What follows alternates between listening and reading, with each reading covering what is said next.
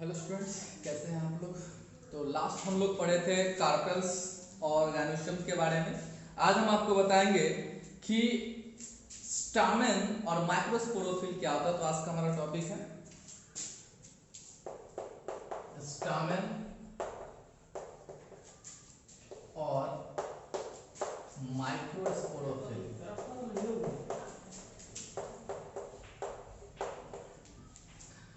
Stamen और microsporophyll जो है वो फ्लावर का जो है मेल रिप्रोडक्टिव ऑर्गन है।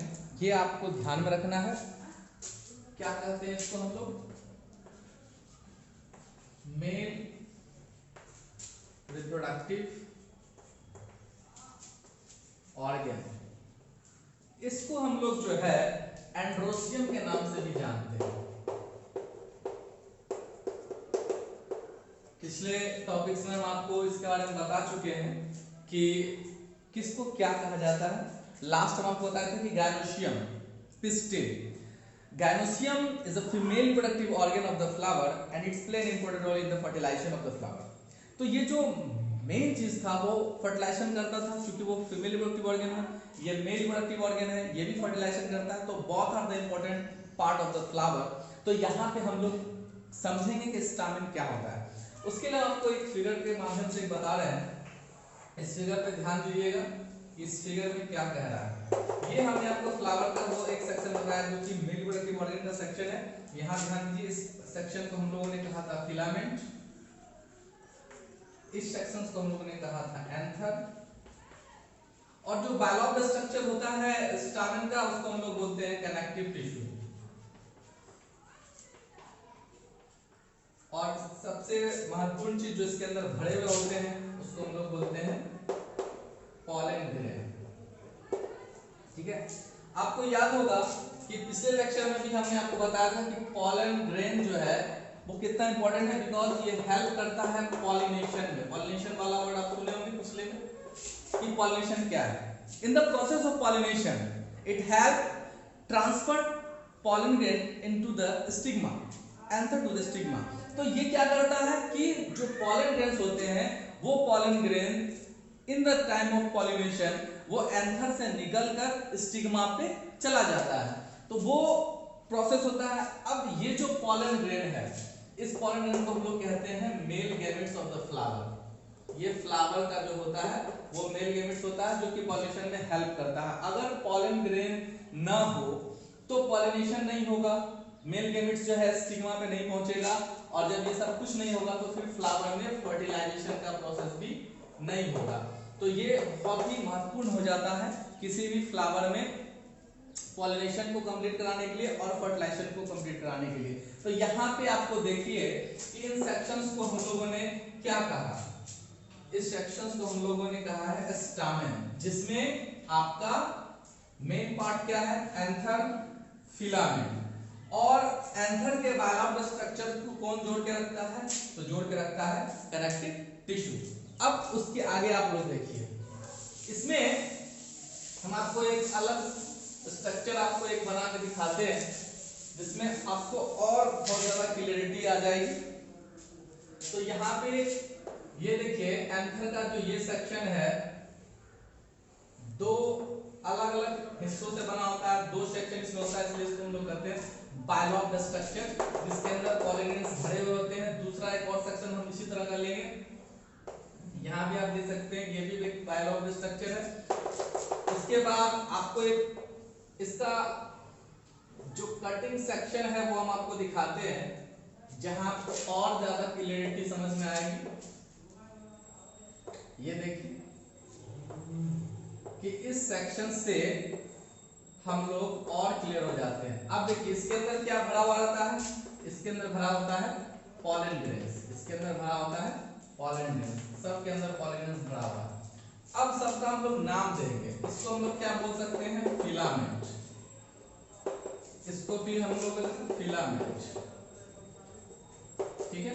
इसको हम लोग बोलेंगे एंथर, इसको भी हम लोग बोलेंगे एंथर। अब आपको बताए थे कि जो एक सेक्शन है जो बायोलॉग स्ट्रक्चर को कनेक्ट करता है वो क्या है, तो वो होता है कनेक्टिव टिश्यू, जो दो बायोलॉग स्ट्रक्चर को आपस में जोड़ता है। उसके बाद जो सबसे इंपॉर्टेंट चीज इसके अंदर भरा हुआ रहता है उसको हम लोग क्या नाम देते हैं, पॉलन ग्रेन। ठीक है, फिर से आपको बता दें कि पॉलन क्या है, तो पॉलन ग्रेन है male gametes of the flower. ठीक है, जो क्या करता है, पॉलिनेशन में हेल्प करता है। क्लियर, पॉलन एक मेल गैमेट है जो पॉलिनेशन में हेल्प करता है। तो यहां पे आपको देखिए ये जो है एंथर का इस सेक्शन को हम लोग कहते हैं बायलॉब्ड स्ट्रक्चर ऑफ एंथर। ठीक है, और फिलामेंट कैसा दिख रहा है, थ्रेड लाइक स्ट्रक्चर दिखता है, थ्रेड लाइक स्ट्रक्चर है, यानी पतले धागे के समान जो स्ट्रक्चर दिखता है उसको हम लोग बोलते हैं थ्रेड लाइक स्ट्रक्चर। अब यहाँ पे पॉइंट बनता है कि कितने सेक्शन हो जाते हैं स्टामेन के अंदर, तो हम आपको बता देते हैं कि पहला सेक्शन एक हो जाता है एंथर, दूसरा सेक्शन हो जाता है फिलामेंट और तीसरा सेक्शन हो जाता है कनेक्टिव टिश्यू। इस तरह से स्टामेन के अंदर जो है वो 3 इंपॉर्टेंट सेक्शन होते हैं। अब देखिए 3 इंपॉर्टेंट सेक्शंस क्या क्या है, नाम बता दिए।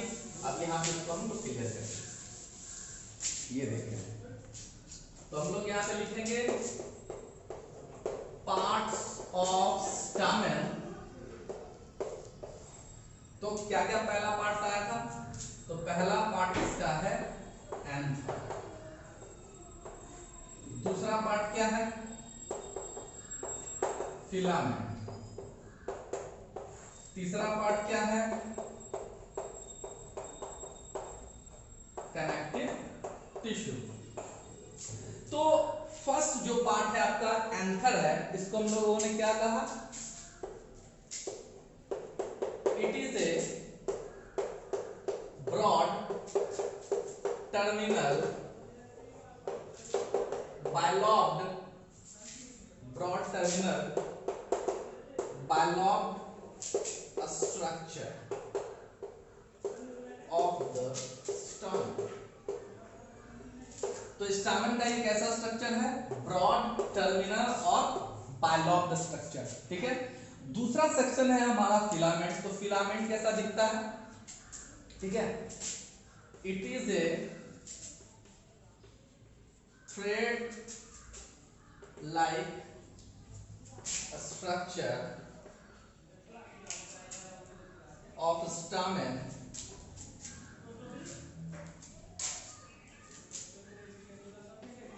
attached with anther. ठीक है, ये एक पतले धागे जैसा स्ट्रक्चर होता है जो कि एंथर से जुड़ा होता है। अब हमारा आता है कनेक्टिव टिश्यू क्या है। ठीक है, तो connective tissue it help to attached bilobed structure of the anther. ठीक है, तो कनेक्टिव टिश्यू क्या करता है कि एंथर के जो बायलॉब्ड स्ट्रक्चर है दोनों को आपस में जोड़ने का काम करता है। ये जो एरिया होता है एंथर का, तो इन दोनों सेक्शन को कौन जोड़ता है, कनेक्टिव टिश्यू। ठीक है, ये पार्ट आपको हमने बता दिया कि कैसा होता है एंथर, ब्रॉड टर्मिनल और बायलॉब्ड। ठीक है, उसके बाद नीचे वाला भी सेक्शन हमने आपको बता दिया कि कैसा दिखता है, thread like structure of stamen. ये जो है वो क्या है, एक थ्रेड लाइक स्ट्रक्चर होता है जो जुड़ा होता है एंथर से। ठीक है, तो इस तरह से हम लोगों ने स्टामेन के पार्ट्स को जान लिया, एंथर, फिलामेंट और कनेक्टिव टिश्यू। ठीक है, नोट कर लीजिए।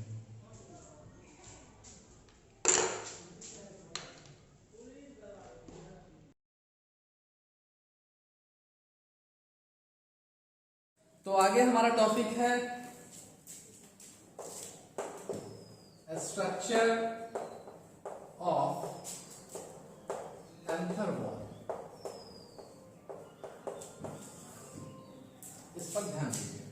स्टामेन में हमने आपको बताया था कि एंथर और फिलामेंट उसका मेन पार्ट होता है। यहां पे हम आपको अब आगे बताएंगे कि एंथर का जो स्ट्रक्चर हम लोग देख रहे हैं,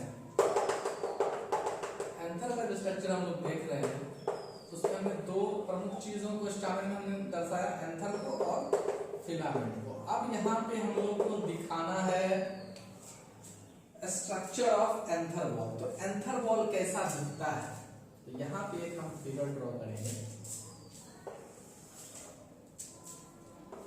जहां पे हम आपको दिखाएंगे कि किस तरह से एंथर वॉल के अंदर का इंटरनल स्ट्रक्चर क्या होता है।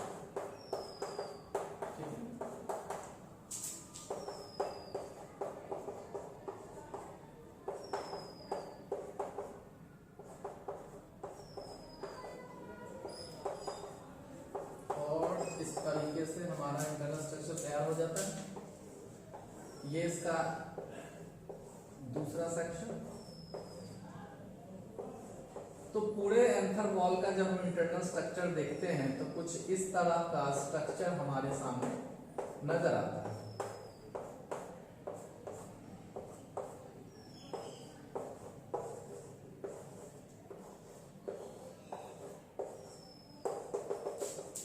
जिसमें इसके अंदर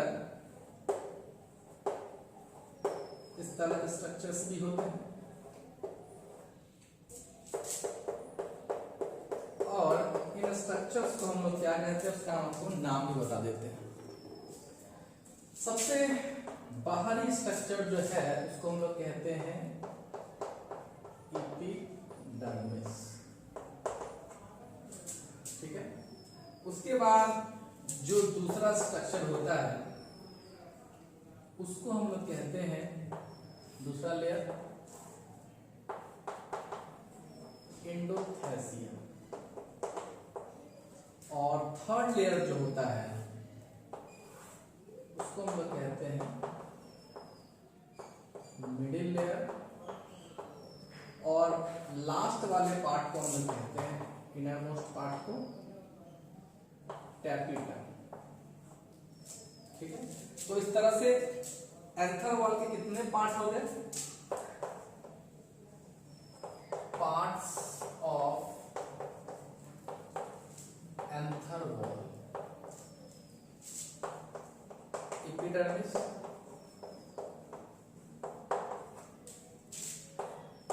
एंडोथेसिया,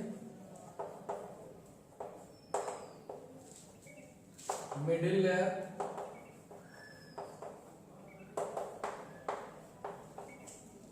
और टैपिटा।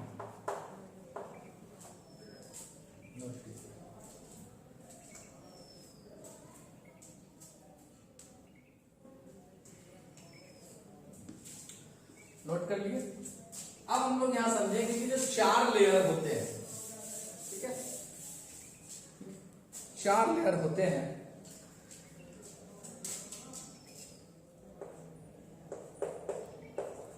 एंथर वॉल कंटेन 4 लेयर, जो उसके चार पार्ट्स हैं उसको हम लोग देख चुके हैं। अब वन बाय वन हम उसके बारे में जानेंगे। तो सबसे पहला नंबर आता है एपिडर्मिस। एपिडर्मिस, एपिडर्मिस क्या है?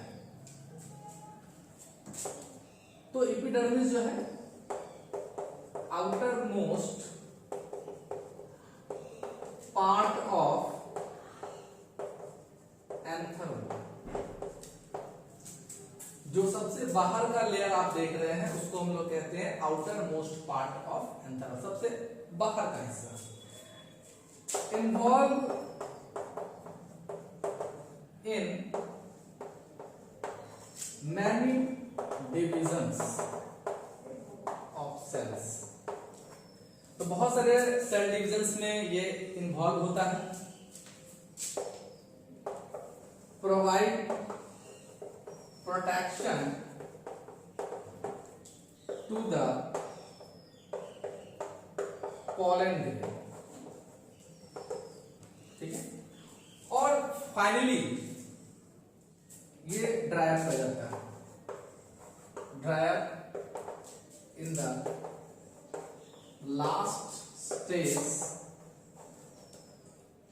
of development। ठीक है, फिर से एक बार हम लोग समझ लेते हैं कि एपिडर्मिस जो है वो क्या है।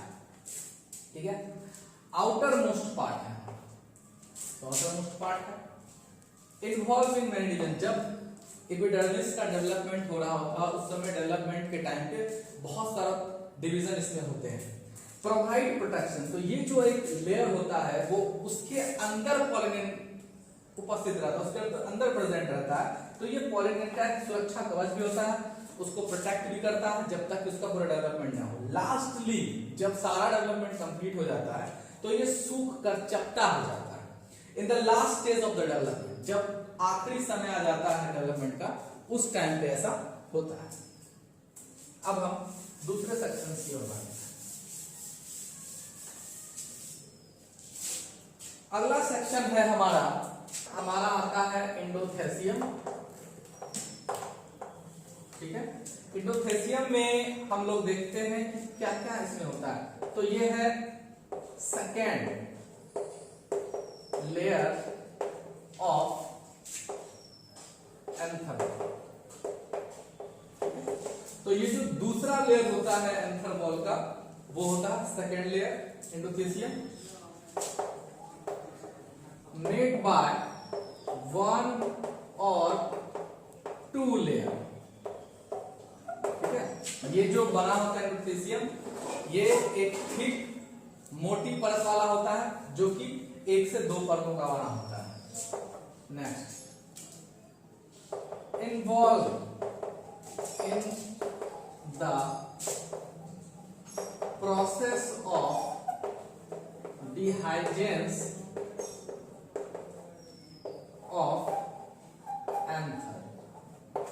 तो ये जो है डिहाइजेंस ऑफ एंथर, यानी जिस समय एंथर का पूरा डेवलपमेंट हो जाता है तो फिर उससे पॉलिनेन बाहर आना, एंथर के डेवलपमेंट के बाद उसका पॉलिनेन का बाहर आना, उसका फ्री होना कहलाता है डिहाइजेंस ऑफ एंथर। ठीक है, तो हम लोग समझ लिए कि सेकेंड लेयर होता है, 1 से अधिक लेयर का बना होता है और ये डिहाइजेंस में, एंथर के डिहाइजेंस में हेल्प करता है। नेक्स्ट देखिए third layer.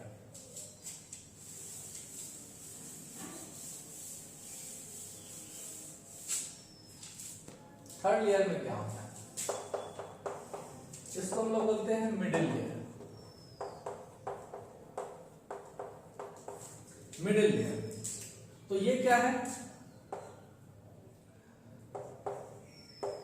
Third layer of anther wall. ये एंथर वॉल का तीसरा लेयर है,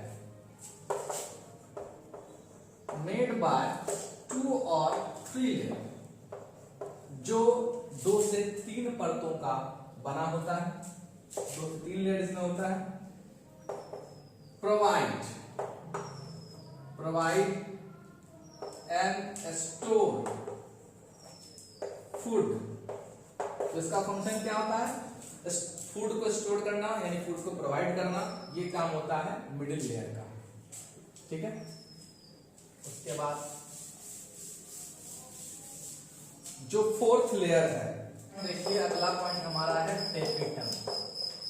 ठीक है, टेपिटम में क्या होता है, तो टेपिटम क्या है, inner most layer of anther. ये जो लेयर है वो एंथर वॉल का सबसे इंटरनल लेयर होता है, जो सबसे अंदर का भाग होता है, उसको हम लोग बोलते हैं टेपिटम। ठीक है, tapetum provide nutrition to the pollen grain. तो इसके अंदर जो एंथर के अंदर जो पॉलिनेन होते हैं उनको न्यूट्रिशन प्रोवाइड करने का काम करता है टेपिटम। और एक और वर्ड इसका फंक्शन होता है formation of enzyme. Formation of enzyme यानी कि पॉलिनेन का जो आउटर मोस्ट लेयर होता है जिसको हम लोग कहते हैं एग्जाइम, उसका डेवलपमेंट कराने में, उसको बनाने में टैपीटैप का अहम रोल होता है। तो इस तरह से हमने आपको एंथर वॉल के बारे में पूरा बात बता दिया कि कितने लेयर होते हैं।